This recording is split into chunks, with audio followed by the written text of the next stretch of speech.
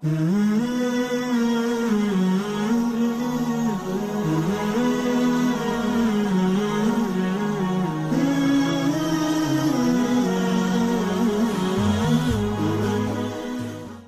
الله والصلاة والسلام على أشرف الأنبياء والمرسلين نبينا محمد وعلى آله وصحبه والتابعين لهم بإحسان إلى يوم الدين أيها الإخوة والأخوات بالفو بروغراماتشين يفقه تمهرت ማንነትና የፍቅህ ያለውን ደረጃ ሰፋ ባለ መልኩ አይተን ነበር ለማስታወስ ያህል ፍቅህ ማለት ሉገተን ወሸርዓን ምን ማለት እንደሆነ አይተናል ለፍቅህ ያለውን ደረጃ አይተናል ዛሬ ደግሞ ልክ ቃል በገባሁላችሁ መሰረት የፍቅህ ታሪክ አመጣጥን አጠር ባለ መልኩ ለማስታወስ እሞክራለሁ የፍቅህ ትምህርት አመጣጡን ያው ዑለማዎች እንደሚሉትም የጀመረው في الآية المكية والمدنية مكينا مدني يهونوا آيوش لفقه تمهرت مسارتوش ناتشو إنزهن آيوش رسول عليه الصلاة والسلام مبراريا إيساتو عم يهونون يخصصوا ويم دمو مبراريا مياسفل لقون نقر بتكبارم يهون بنقر رسول عليه الصلاة والسلام إياستلالفوا اللاتشو إيانقرواتشو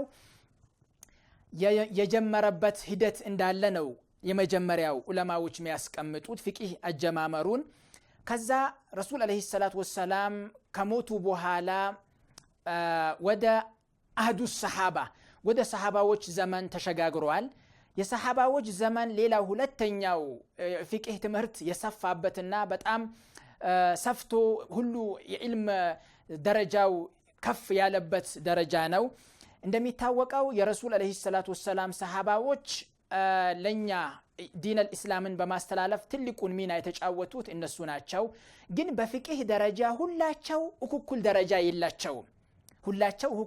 የላቸውም ሁላቸውም ግንዛቤ ቢኖራቸውም ስለ እስላም ትልቅ ደረጃ ትልቅ አስተዋጽኦ ያደረጉ ቢሆን እንኳ ከሰሃባዎች መካከል ፉቃሃኡ ሰሃባ የሚባሉ በቁጥር የሚታወቁ ሰሃባዎች አሉ ከነዚህ መካከል ፉቃሃኡ ሰሃባ ከተባሉት በሶስት የሚከፍሏቸው ሰዎችም አሉ አልሙክፊሪን በጣም በፍቅህ ሙተደልዕ የሆኑ በጣም በፍቅህ ድካ የደረሱ መካከለኛ ዝቅተኛ ብለው የከፈሏቸው ሰዎችም አሉ ለማንኛውም ፉቃሃኡ ሰሃባ ከሚባሉት መካከል አንድ ሰባቶቹን ላስታውሳችሁ አንደኛው ታላቁ ሰሃቢ የሁለተኛው ኸሊፋ ዑመር ኢብኑ አልኸጣብ ሁለተኛው አሁንም የአራተኛው ኸሊፋ አሊ ኢብኑ አቢ ጣሊብ የሶስተኛው አብዱላህ ኢብኑ መስዑድ የአራተኛዋ ደግሞ እናታችን ኡሙ አብዱላህ ኡሙል ሙእሚኒን አኢሻ ሌላው ደግሞ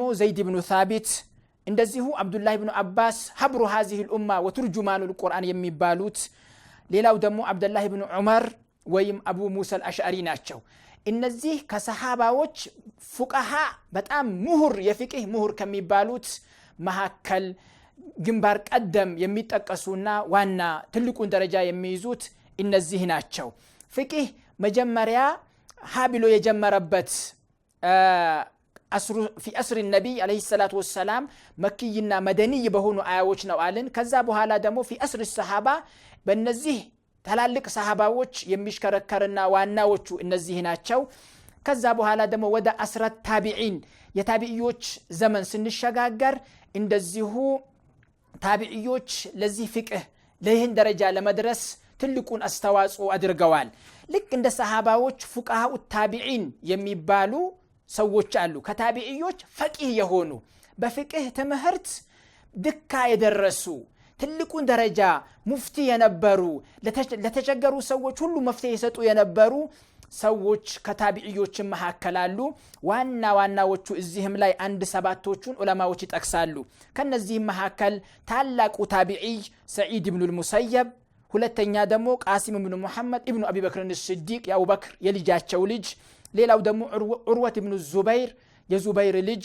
ሌላው ደግሞ ኻዲጀት ኢብኑ ዘይድ የሚባሉት ሰውዬ የአምስተኛው ደግሞ ዑበይዱላህ ኢብኑ አብዱላህ ኢብኑ መስዑድ ሌላው ደግሞ አቡበክር ኢብኑ አብዱራህማን የሰባተኛው እና የመጨረሻ ዋና ከሚባሉት ሳሊም ኢብኑ አብዱላህ ኢብኑ ዑመር ኢብኑ አልኸጣብ እነዚህ ሰሃባዎች ማለት እነዚህ ታቢዒዎች ዋና ከሚባሉት ታቢዒዎች ፈትዋ ይሰጡ የነበረ ትላልቅ ከተማዎች ላይ ሰፍረው መካ፣ መዲና፣ ኩፋ፣ ባስራ ወደ ምስር ወደ ግብጽም እየመጡ ዒልም ይህን የፍቅህ ትምህርት ይሄን ያህል ደረጃ እንዲደርስ ትልቅ አስተዋጽኦ ያበረከቱት ከታቢዒዎች እነዚህ ናቸው። እንዲህ እያለ ወደ ታላላቅ የመዝሐብ ዋና መስራች ወደሚባሉት እንደ አቡ ሐኒፋ ወደ ኢማሙ ማሊክ ወደ ኢማሙ ሻፊዒ አለይሂም ረህመቱላህ ወደ ኢማሙ አህመድ ኢብኑ ሐንበል በዚህ መልክ እያለ ነው የፍቅህ ትምህርት የመጣው የተሸጋገረው ወደኛ የደረሰው። እና እነዚህ የፍቅህ ትምህርቶች የፍቅህ ትምህርት አመጣጡ በዚህ መልክ ነው የመጣው። እና የፍቅህ ትምህርት ምንጮቹስ ምንድናቸው? የፍቅህ ትምህርት መቼም ምንጭ ኖረዋል። የፍቅህ ትምህርት ምንጮቹ ማናቸው ደግሞ ካልን 4 ነገሮች ናቸው። አንደኛው ታላቁ ቁርአን የአላህ ቃል የፍቅህ ዋናው ምንጭ እሱ ነው። ዑለማዎች ይህን ፍቅህ ሲመሰርቱ አንድን ፈትዋ ሲያደርጉ አንድን መጽሐፍ ሲጽፉ ዋና ተንተርሰው ዋና ምንጭ አድርገው የሚይዙት የአላህን ቁርአንን ነው። አንድ ነገር ይፈቀዳል አይፈቀድም፣ ይቻላል አይቻልም፣ እንዲህ መሆን አለበት ሲሉ ለራሳቸው እንደመሰላቸው አይደለም የሚናገሩት። ቁርአንን ተንተርሰው ደሊል አድርገው የቁርአን ብቃት ስላላቸው እሱን ጠቅሰው ነው አንደኛ የነሱ መረጃቸው። ሁለተኛው ደግሞ ሱና የረሱል አለይሂ ሰላቱ ወሰላም ሐዲሶች። የረሱል አለይሂ ሰላቱ ወሰላም ሐዲሶች ሁለተኛውን ስፍራ ይዛል፣ ትልቁንም ስፍራ ደግሞ ይዛል። ልክ እንደዛው ማለትም የቁርአን ማብራሪያም ስለሆነ ረሱል አለይሂ ሰላቱ ወሰላም ሱናቸው ማለት ቁርአንን ያብራሩበት በተግባር ሊሆን ይችላል፣ እንደዚሁ በንግግር ሊሆን ይችላል፣ ወይ በእነሱ ዘመን የተሰሩ ነገሮች ሊሆኑ ይችላሉ። የረሱል አለይሂ ሰላቱ ወሰላም ሱና ለፍቅህ ትልቁና ሁለተኛውን መስፈርት የሚይዝ ነገር ነው። አው ረሱል አለይሂ ሰላቱ ወሰላም እንደሚታወቀው ቁርአንን እያብራሩ እየነገሯቸው በተግባርም እያሳዩዋቸው ነበር ለሰሃባዎች። አላህ ሱብሓነሁ ወተዓላ እንዳለው ወአንዘልና ኢለይከ الذክረ ሊቱበይነ ሊናስ ቁርአንን ወደዚህ ያወረድነው ያመጣነው አንተ እንድታብራራላቸው ነው። ሰላት በ5 ጊዜ ምን ያህል ረካዓ መስገድ እንዳለብን፣ የቀኑን በስር መስገድ እንዳለብን፣ ማታ ማታ ደግሞ ድምጻችንን ጮክ አድርገን መስገድ እንዳለብን በቁርአን አልተዘከረልንም። ይህን ያስታወሱን ያስተማሩ ረሱል ናቸው አለይሂ ሰላቱ ወሰላም። ዙህርን 4 ረካዓ ሲገዱ፣ መግሪብን 3 ረካዓ ሲገዱ፣ ሱብሂን 2 ረካዓ ሲገዱ፣ እንደዚህ በዚህ መልክ ሲገዱ ብለው ያስተማሩን ረሱል ናቸው አለይሂ ሰላቱ ወሰላም። እና ሁለተኛው የፍቅህ ትምህርት ሁለተኛው መሰረታዊ ነገር ለፍቅህ ትምህርቶች ለፍቅህ ትምህርት ምንድነው? የረሱል አለይሂ ሰላቱ ወሰላም ሱና ነው ማለት ነው። ሌላው የሶስተኛው ደግሞ ኢጅማዕ የዑለማዎች ስምምነት። የዑለማዎች ስምምነት ስንል አንድ ነገር ላይ ይሄ ነገር ይቻላል፣ ይሄ ነገር አይቻልም፣ ይሄ ነገር መሆን አለበት ብለው ዑለማዎች ከተስማሙበት እንደ ደሊል ይወሰዳል። ለፍቅህ ትምህርት ደግሞ ሶስተኛውን ስፍራ የሚይዘው ይህ የዑለማዎች ስምምነት ነው። ዑለማዎች በመሰረቱ አንድ ነገር ይቻላል አይቻልም፣ መሆን አለበት መሆን የለበትም የማለት አቅም አላቸው ማለት አይደለም። ግን ዑለማዎች ከሐዲስ ከቁርአን አወታተው ተረተው ሁላቸው ከተስማሙበት መሆን አለበት ካሉ እንደ ደሊል ይወሰዳል። ረሱሉም አለይሂ ሰላቱ ወሰላም በሐዲሳቸው እንዳሉትም ላ ተጅተሚዑ ኡመቲ አላ ضላላ የኔ ኡመት በጥመት በስህተት አንድ አይሆኑም፣ አይሰባሰቡም፣ አንድነት አይፈጥሩም ስላሉ ዑለማዎች አንድ የሆኑበት ነገር ለፍቅህ ትምህርት ሶስተኛው መስደር ወይም ምንጫቸው ነው። የአራተኛውና የመጨረሻው ደግሞ ቅያስ ማለት ማነጻጸር። ይሄ ነገር መሆን አለበት፣ ይሄ ነገር በዚህ መልክ መታየት አለበት የሚለውን ነገር ያነጻጸሩ የሚያመጡት ነገር አለ። ይህ ለፍቅህ ትምህርት ሶስተኛው ምንጭ ነው። ቅያስ የሚለው ነገር በመሰረቱ እንደ ምሳሌ መውሰድ እንችላለን።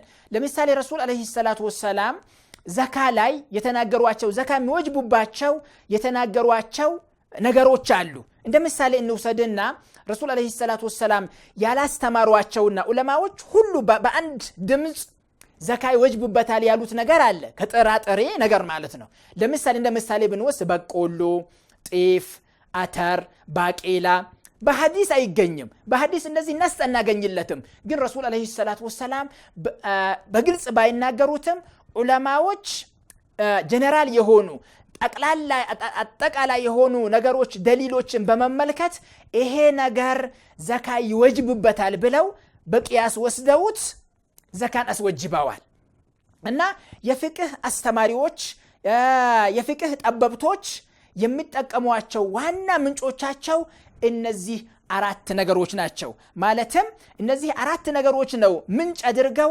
ክታባቸውን የሚጽፉት ዋና አድርገው አንድን ደሊል ይሄ ነገር ይቻላል ይሄ ነገር አይቻልም የሚሉት ስለዚህ የፍቅህ ትምህርት ዋና መሰረት አድርገው የፍቅህ ምንድነው ዑለማዎች መሰረት አድርገው የሚወስዷቸው ነገሮች እነዚህ አራት ነገሮች ናቸው እና ለውድ የፕሮግራማችን ተከታታዮች ለዛሬ ይህን ያህል ካለን በቀጣይ ርዕሳችን እንደገና ደግሞ የፍቅህ ዋና የሚያጠነጥንበትና ዋና ሚዳስሳቸውን አህካሞችን ይዤላችሁ እስከሚቀርብ ድረስ ወሰላሙ አለይኩም ወራህመቱላሂ ወበረካቱ